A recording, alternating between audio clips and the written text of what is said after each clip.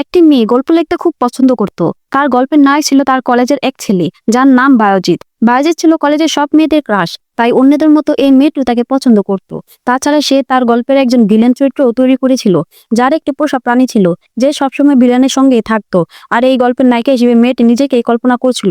পরের দিন সকালবেলা মেয়েটি রেডি হয়ে কলেজে যায় এবং বন্ধুদের সঙ্গে আনন্দ করতে থাকে।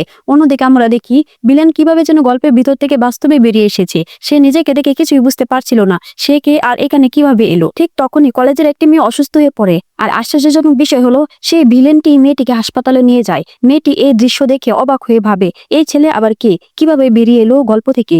এরপর ভিলেন তার পোষা প্রাণীটি একটি গাছের সাথে বেঁধে দেয়। গাছে মাত্র একটি ফল ছিল, আর সেই ফলটি সেই প্রাণীকে খেয়ে ফেলে। বায়জিৎ এটা দেখে জিজ্ঞেস করে, এই অদ্ভুত প্রাণীটি আসলে কি। তখন ভিলেন রেগে গিয়ে বায়জিৎকে মারতে শুরু করে, কিন্তু মেয়েটি এসে পরিস্থিতি সামাল দেয়। ভিলেন হোস্টেল থেকে চলে যাচ্ছিল, আর মেয়েটি তার কিছু নেই। সে দেখতে চায় ভিলেন এবার কি করে।